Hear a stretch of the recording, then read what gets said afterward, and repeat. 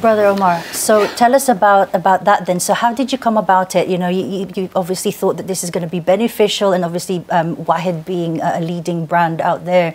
How did you go about the whole process? Well, actually, it started from the fact that when you look at the levels of financial literacy generally in the Muslim community, it's at quite shockingly low levels.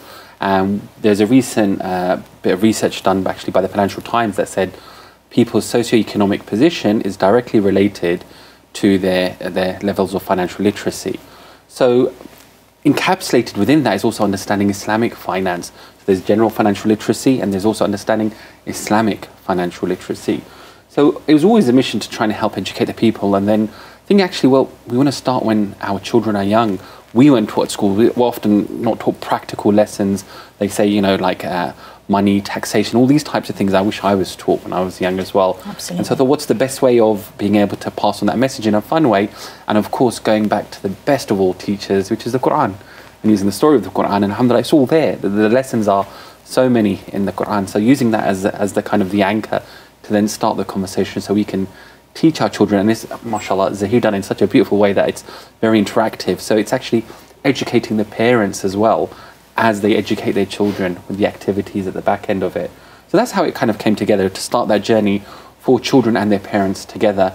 And inshallah, hopefully set our children, the next generation, a little bit further ahead on the curve when it comes to understanding finances and money. And in terms of the process of writing, obviously, so you draw references from the Quran, which is fantastic. How long did it take, you know, the research? Did you have to consult with Islamic scholars? You know, how did you go about the whole process of that? So we had the stories written out already from before, which was great, because when Umar got in touch, it was like, okay, we've got something that we can get started with. So that was great. That launch pad was there, and then we've produced activities like this, you know, throughout all sorts of different subjects. So we had a sort of a good ready-made sort of system that we apply to extrapolate ideas, concepts from the stories and apply them. In this particular case, it was about investing. So what we wanted to do is look at the core story and look at the principles that are there, and how we can essentially present them to a child in a way that they would understand. And that's how it all sort of started. Great, and we're going to bring up some of the pictures from the book. So I think just the cover of the book is about to come up, and there it is. We've got it, Prophet Yusuf's amazing investment.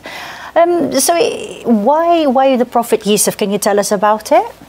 Well, the Yusuf alayhi salam story has got so many amazing sub-stories within it. The whole story is just incredible. And obviously within it you have the story of the dreams, and obviously one of the dreams is about the cows, the 7 fat cows, the 7 skinny cows, and the crops and so on, and how Yusuf alayhi salam essentially managed the entire economy and transformed the condition of the people of Egypt to being fairly impoverished now, to being able to support not just themselves but also the surrounding lands as well. And so it's just a wonderful story that brings so much of it together. And there are some activities in the book as well. What kind of activities can the children do? So we've got here anticipation and how wealth grows. Yeah, so the idea of the activities is every activity will always make a reference back to the story as well, so that always serves as a great anchor, as Brother Umar was saying. And the idea is that these are the key sort of principles within investing. So, for example, anticipation is just about thinking ahead. Like today, you know, I might be fine, but tomorrow there might be some events that I should prepare for.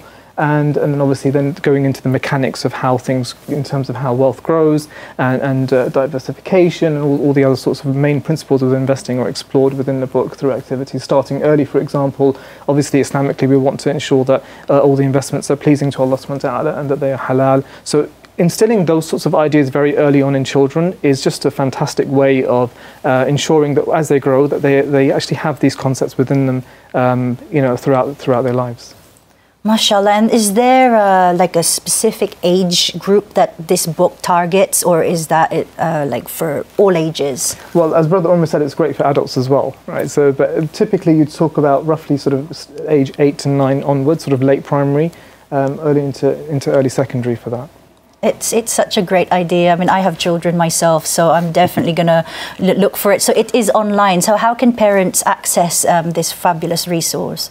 If you go to the Wahid website, you can just download it. There's a link that allows you to download it. You just put in your contact details and you get the free ebook. And so it's free. It's a free resource. We made it open source so as many people as possible can benefit from it. And just going back to this collaboration, you know, between WAHID and Learning Roots, what inspired this collaboration? From our point of view, I mean, WAHID being a regulated company, we have a lot of restrictions on us, and so we choose our partners very carefully from a huge reputational risk perspective. When it comes to Learning Root, there wasn't any of that, alhamdulillah. I think they very much share the same values we have. Zahir spoke about the quality, and I think you can actually fundamentally just underpin it with ihsan, doing things to the best of your ability. And that's something that's a key theme within WAHID in terms of what we're trying to do. And so it was a natural partnership from that point of view, alhamdulillah. Yeah, and also a lot of the comments that we had from people who'd used it was that they're really appreciating the fact that that we're introducing this discussion, this conversation, and starting with children at such a young age, because we're all about, you know, helping to grow holistic children, yeah, who have a deen at their centre, but are able to also traverse this world that we live in, and this is a wonderful sort of exploration of that. And there is this essence of it being quite universal in terms of the moral values that you get out of this activity book. So it's essentially not just for Muslims, it's for everyone really, isn't it? Because there are some key takeaways there that can be applied to everyday life. Can you just talk us through about those? Yeah, I mean, absolutely. I've just come back from Scotland. I was there for COP26 and I was involved in a lot of sessions with different faith leaders. And the points that we were talking about, like the rampant materialism that we see now, the kind of buy now, pay later culture, and all the various faith groups are saying that we see there's this increased greed in society. So the timeless values of the Quran that we see from here, it really said so well in this story about, you know, saving first for that rainy day that may come later, you know, rather than the other way around where buy now, pay later, where you don't know. And so they really picked up the story, and a number of the different faith players spoke to me and said that they really liked how we'd used the story, actually, from both, I think, that from the Abrahamic faiths as well as Brahmic faiths even. They came and they said that they'd really appreciated.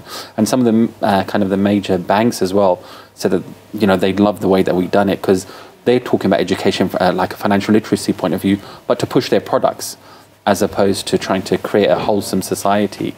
And why do you think it is important to introduce halal investing to children? I know you've touched on it, obviously it's part of our deen and everything like that, but why do you think it's really important to do that, especially at this day and age where we're living in a very cosmopolitan world?